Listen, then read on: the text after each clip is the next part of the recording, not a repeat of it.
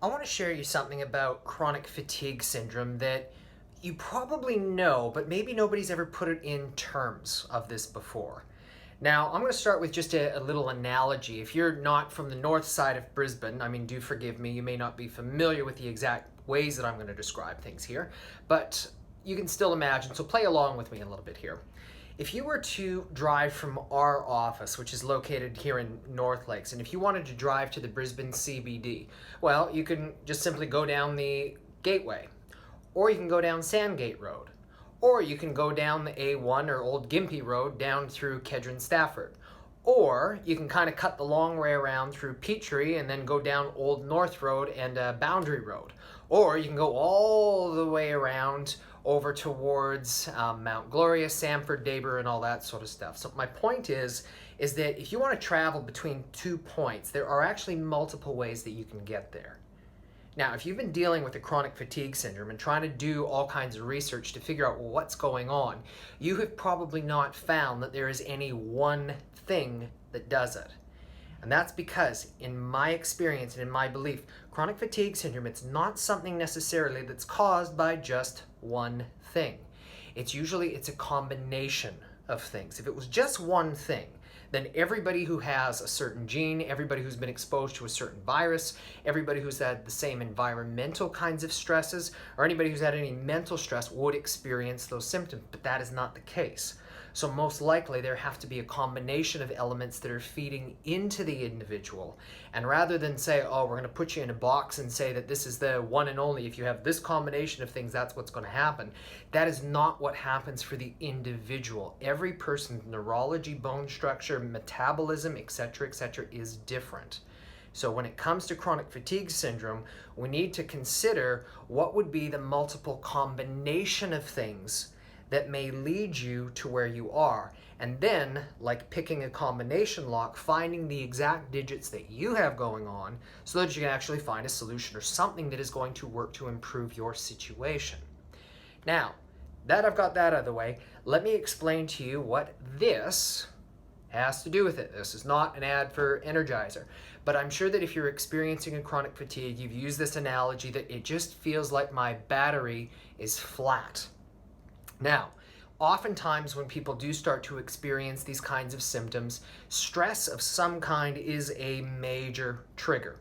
And so what happens then is we say, oh, well, the stress drained the battery. So what we need to do is we need to just relax and we need to meditate more, which are all really good things to do. But we do that, and yet the battery doesn't go back up.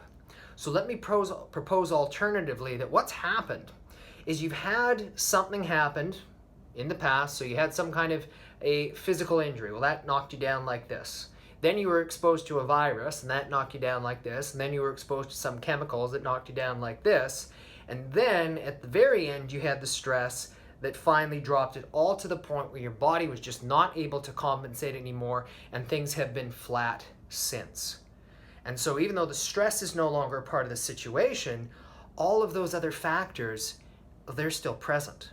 So you can work on the meditation, the mindfulness, and it's good and it's important as part of the overall coping strategy. But if there are these other elements that are still existing in your life that your body has not yet been able to clear or to be able to deal with, then the battery is going to stay flat. So if you're going to be working with somebody to try to find a solution for your chronic fatigue syndrome, first and foremost, you want to make sure that you're working with a healthcare provider who knows that they play one part of the puzzle. What our role is, we look at the relationship for the upper part of the neck and the way that it's going to be controlling those parts of the brainstem that are responsible for generating and coordinating the signals between your brain and the rest of the body so that that system can work and be coordinated as well as it possibly can. It's one major missing part of the puzzle. But I'm not going to pretend that I am everything. I am not a nutritionist.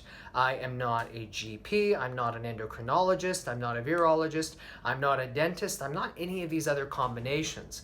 But my point is I know that these things exist. And when people have chronic fatigue, they will usually need a combination of different people all working on the same team in order to help find a solution that's going to work for them.